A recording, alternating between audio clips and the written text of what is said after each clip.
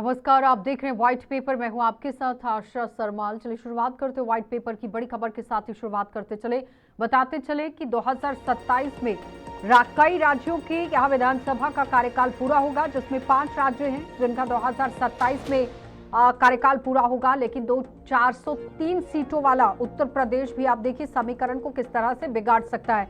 ये बड़ी खबर, जहां 2027 में चर्चित चुनाव उत्तर प्रदेश का होगा और जबकि गोवा और मणिपुर जैसे छोटे राज्यों में भी राजनीतिक मुकाबला दिलचस्प रहने की उम्मीद है। उत्तर प्रदेश यहां सबसे बड़ा राजनीतिक रण क्षेत्र रहेगा। उत्तर प्रदेश का चुनाव 2027 का सबसे अहम मुकाबला माना जाएगा और राज्य में 403 विधानसभा सीटें हैं। यही राज्य लोकसभा में 80 सांसद भेजता है और यहाँ का चुनाव सिर्फ राज्य की सत्ता तक सीमित नहीं रहता, बल्कि राष्ट्रीय राजनीति पर भी इसका सीधा सीधा असर पड़ता है। किसी भी दल की जीत या हार 2029 के आम चुनावों से पहले राजनीतिक माहौल यहाँ पर बदल सकती है।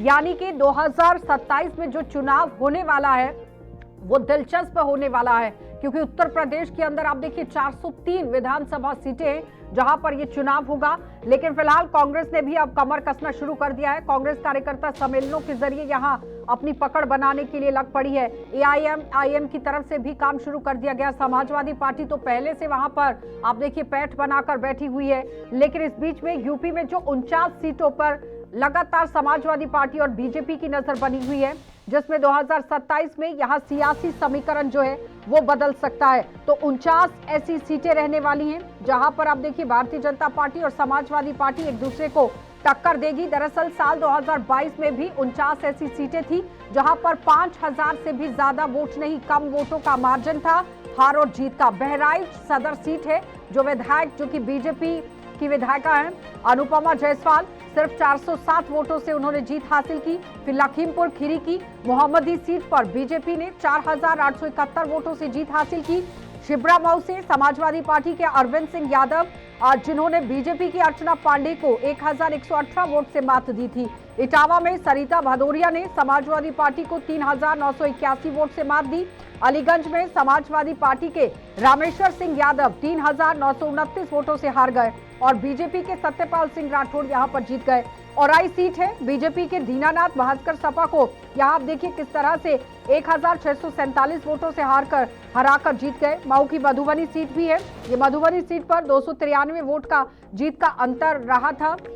इसी तरह से चित्रकूट की मानिकपुर सीट पर भी 1107 वोट, जौनपुर की मडियाहू सीट पर 1810 दुरुस्त कर बताएं तो, फरीदपुर में 292 वोट, जलालाबाद में 457 वोट, जिंदगी में 369 वोट, कटरा में 357 ये जीत हार तय हुई थी। इसके अलावा मुरादाबाद नगर सीट पर 782 वोट थे, लोकपुर में भी 315, फूलपुर से 2732, सलोन से 211 वोट, शाहगंज से 719 वोट, श्रावस्ती से 1349, सीतापुर से 125, सुल्तानपुर में 1009 और तिरवा में भी देखिए ये तिरवा इलाका है 460 वोट से यहाँ आप देखिए जीत हार जो है वो तय हुई थी। लेकिन सबसे बड़ी बात यहाँ पर यह है कि अब जो 5 राज्यों में चुनाव होने हैं 27 में, देखिए गोवा में अब 2022 को यहाँ पर सरकार बनी थी, लेकिन फिलहाल 14 मार्च 2027 को कार्यकाल खत्म हो जाएगा।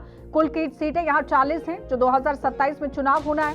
मणिपुर में भी 14 मार्च 2022 को सरकार बनी थी, 13 मार्च 2027 को ये कार्यकाल खत्म हो जाएगा। 60 सीटों पर चुनाव होना है 2027 में।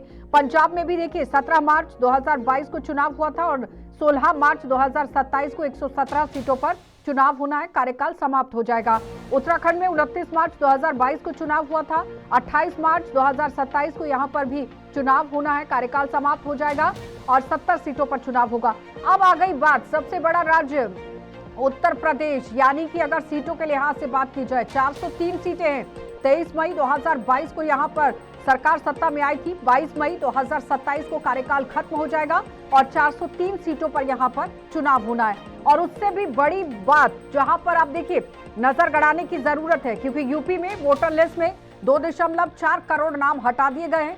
एसआईआर की जो फाइनल लिस्ट आई थी उसमें आप देखिए किस तरह से विपक्षी पार्टियों की तरफ से ये कहा गया कि वोट काट दिए गए हैं।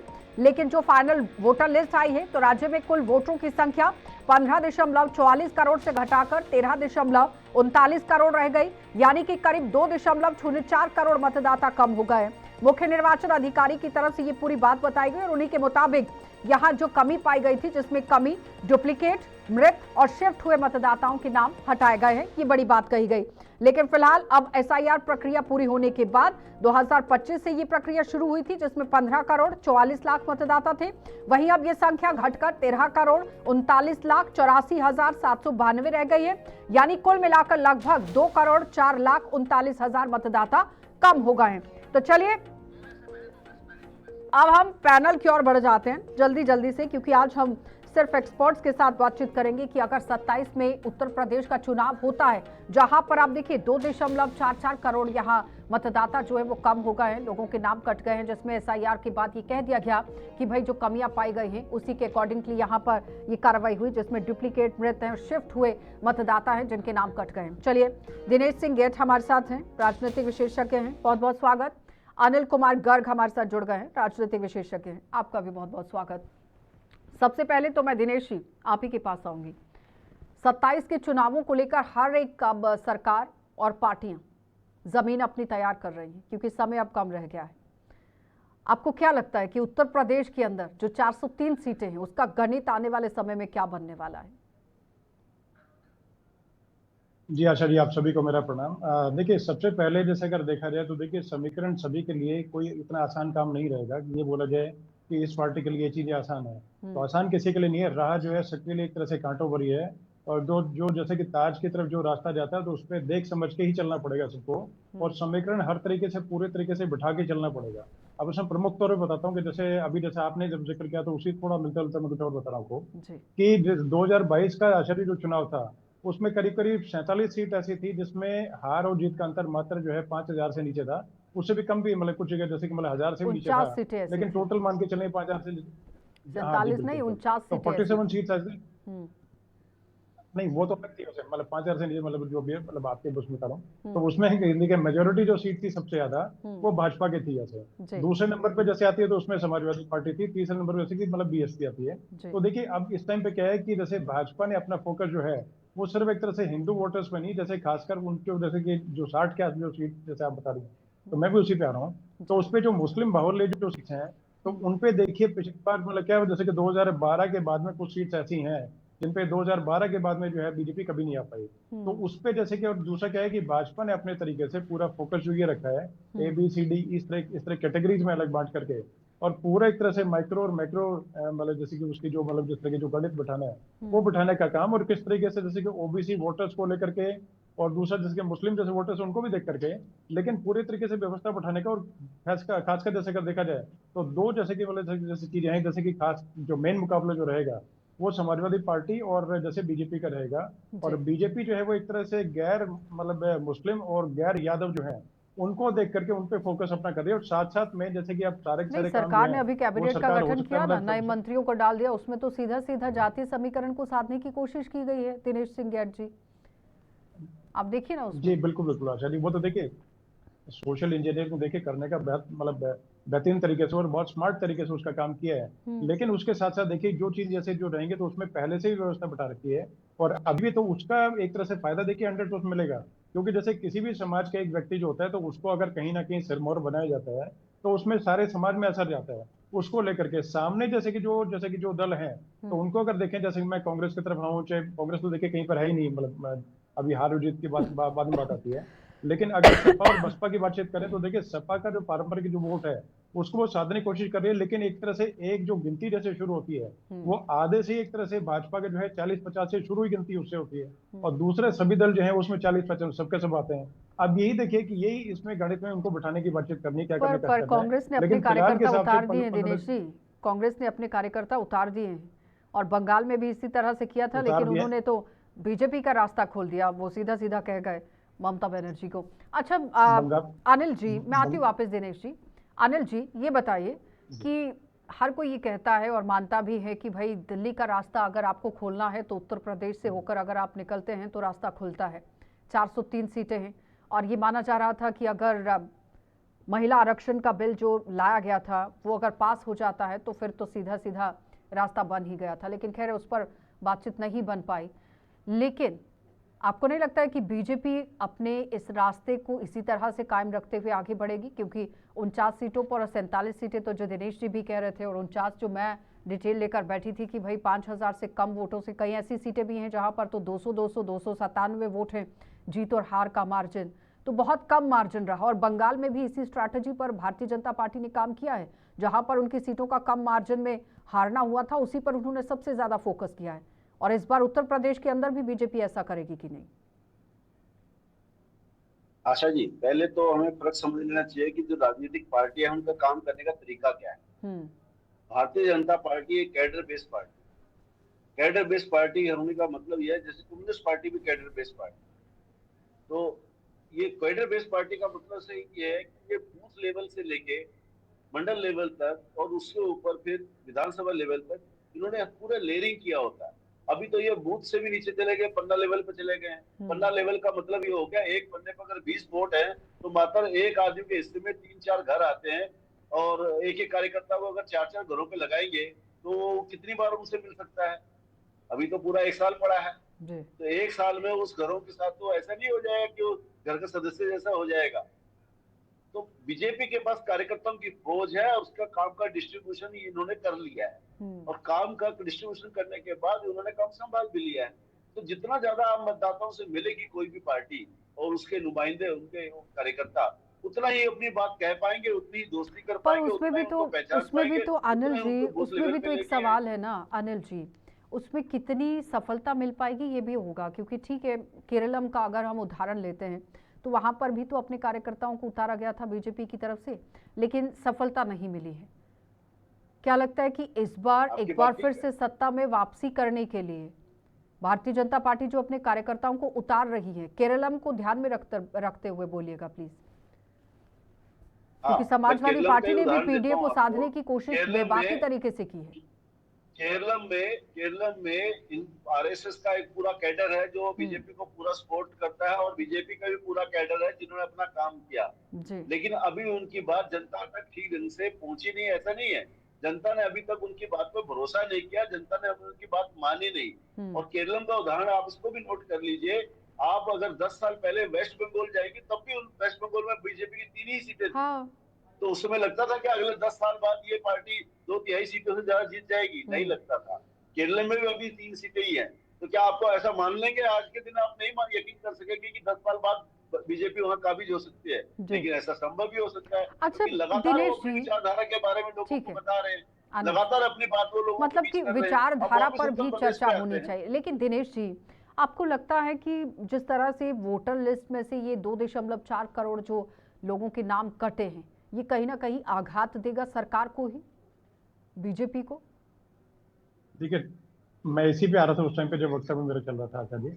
तो देखिए, एसआईआर का जो है वो एक तरह से कहीं ना कहीं जैसे असर जो है सभी, जैसे कि 5,000 जो से कम अंतर वाली जो सीट हैं उनकी तो बात अलग है, उसको दरकिनार करके भी अलग अगर देखा जाए तो देखिए वोट जो कटे हैं क्योंकि कहीं ना कहीं जैसे कोई डॉक्यूमेंटेशन में कमी थी, या कहीं ना कहीं कोई जो है साक्ष्य को प्रस्तुत नहीं कर पाया था, या डबल वोटर्स की जैसे एंट्री थी। क्योंकि खासकर ये रहता है, जैसे मान के चले कि सहारनपुर की बात करें तो व्यक्ति एक सहारनपुर में रह रहा है तो उसका अपने गांव के अंदर भी वोट है, और मेरठ में रह रहा है तो मेरठ के अंदर उसका वोट, मतलब शहर के अंदर भी वोट है और गांव के अंदर भी वोट है। तो ये मान के चलें, या दिल्ली में नौकरी करता है, मतलब जॉब करता है, और उसका वहां पर भी वोट है, इधर भी वोट है। तो वो डबल जैसे उस तरीके जैसे एंट्री वाला काम हो, तो जो वोट कटे तो उसका कहीं ना कहीं जैसे लखनऊ के आसपास, लखनऊ जो सीट है वो एक तरह से बहुत बेहतरीन उदाहरण है कि उसमें बहुत सारे वोट ऐसे कटे कि लोग राजधानी होने के नाते वहां पर रहते थे और कहीं ना कहीं खेती बाड़ी कहीं और करते थे, तो गांव में भी वोट था और उधर भी वोट था।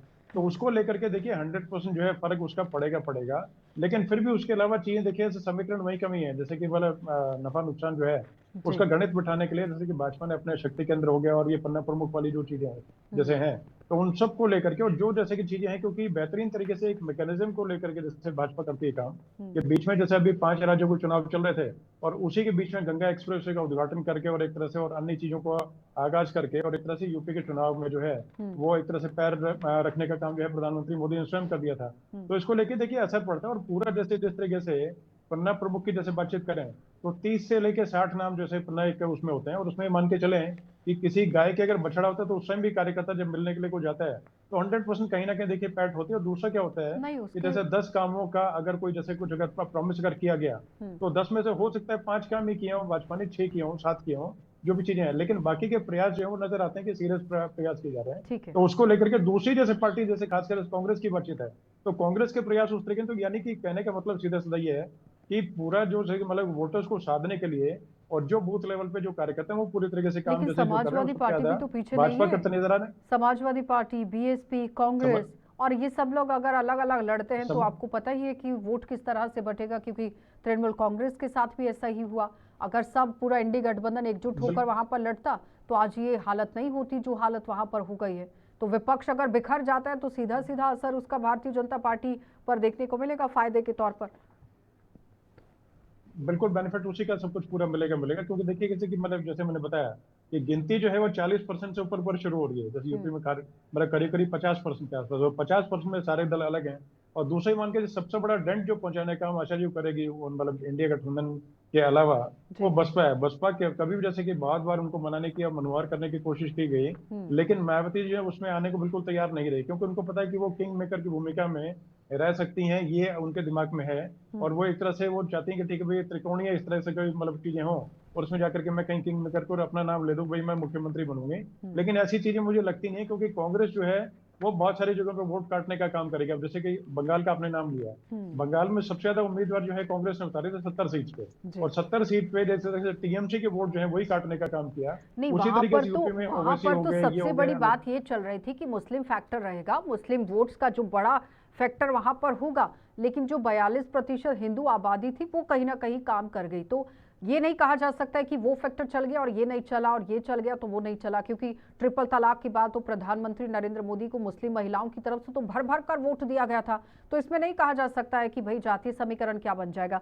लेकिन खैर, जो आप बात कर रहे हैं दिनेश जी, जिसमें भारतीय जनता पार्टी की अगर हम बात करते हैं तो ज्यादातर कोर वोटर इनका स्वर्ण रहता है, जिसमें ब्राह्मण, ठाकुर, गैर यादव, ओबीसी, कुर्मी, मौर्य, राजभर, निषाद, ये गैर जाटव दलितों पर भी आधारित है। लेकिन समाजवादी पार्टी का जो पिछड़ा बनाया उन्होंने, पीडीए, दलित, पिछड़ा और अल्पसंख्यक समीकरण है, जिसमें मुस्लिम, यादव, एमवाई कोर वोटर माना जाता है।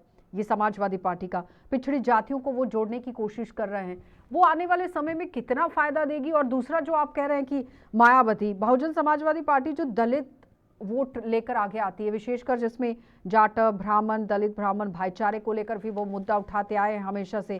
क्योंकि दलित की अगर हम बात करें तो 21 से 22% अगर हम ऐसे अप्रॉक्सीमेटली फिगर में बात करते हैं, नहीं तो अगर हम आप देखिए ना 2024 की अगर हम देखते हैं तो 21% संख्या जो है वो दलित वोटरों की बताई जा रही है। कि जाटव इसमें 11% हैं, पासी 3.5 हैं, कोरी 1% है, धोबी 1%, खटेक, धनगर, वाल्मीकि 4.5% हैं। फिर इसी तरह से जो मुस्लिम मतदाताओं की संख्या है, करीब आप देखिए आंकड़ों के हिसाब से 19% मुस्लिम वोटर बनता है।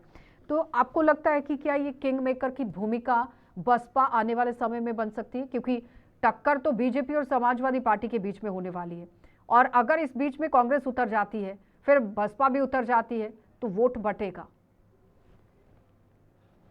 बिल्कुल 100%। वो सबसे बड़ा डेंट पहुंचाने का काम जो है आशा जी, पूरी तरह मैं बिल्कुल इन शॉर्ट बताता हूँ कि बीएसपी जो है वो पूरा एक तरह से घर का बेदी लंका ढाई वाला काम जो करने का काम वो करेंगे। साथ में हो सकता है कि अंदर ही अंदर खाने बातचीत सबसे वो कर रही है, मतलब ये नहीं कि बातचीत नहीं कर रही है, अपने तरीके से दरवाजे सबसे खुले रखने का काम किया है।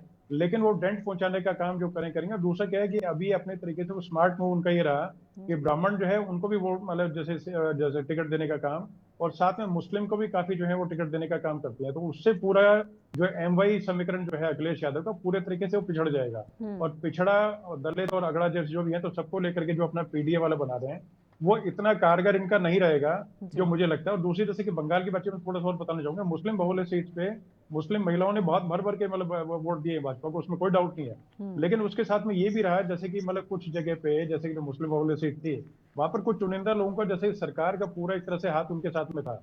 इस बार का समीकरण क्यों बिगड़ा वहां पे, उन लोगों का अपने वर्चस्व क्यों बिगड़ा अपनी सीट पे, क्योंकि उन लोगों ने क्या था कि पूरे तरीके से वो निर्भर थे सरकार की मशीनरी पे, जो कि पूरा पूरा सपोर्टर्स वो मुस्लिम सीट पे और उन चुनिंदा उम्मीदवारों को करने काम करते, वो नफा नुकसान जो भी देख करके, और ना खाता ना भाई जो वो कहें वही सही, तो वो चीज होती थी। लेकिन इस बार क्या था कि इलेक्शन कमीशन चाक चौबंद था, और सेंट्रल पैरामिलिट्री फोर्सेज जो थी उन्होंने पूरी तरह काम किया, वो किया। और वही चीजें यूपी में लागू होंगी कि यूपी में पूरी तरीके से एक एक चीज देख करके, और जैसे कि जो जिस तरीके से बाकी जो दल हैं वो उनके बीच में विभाजित रहेगा, कोई भी आपस में एक दूसरे के साथ में और हाथ मिला के चलने का काम नहीं करेगा। वोटों की जो टूट होगी और जो जैसे कि बटेंगे तो कटेंगे वाला जो फॉर्मूला बिल्कुल सिद्ध होगा। और एक तरह से मेन टक्कर जो पूरे तरीके से अगर देखा जाएगा तो ठीक है। समाजवादी पार्टी और बीजेपी की रहेगी। हाँ, और कुछ क्वार्टर्स में ठीक ठाक तरीके से मतलब इनका प्रदर्शन रहेगा इस ठीक है। पर। अनिल जी, वो कह रहे हैं कि कांटे की टक्कर तो जो पहले ही सब जानते हैं कि बीजेपी और समाजवादी पार्टी के बीच में रहेगा, लेकिन ओबीसी फैक्टर कितना काम करेगा, जो 40% से ज्यादा माना जाता है। 40 से आप देखिए यूपी में 42 से 43% वोटर है,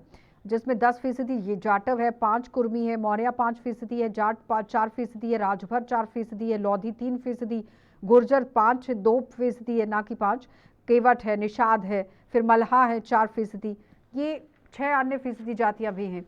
तो ओबीसी फैक्टर इस बार उत्तर प्रदेश के चुनावों में कितना कारगर सिद्ध होगा?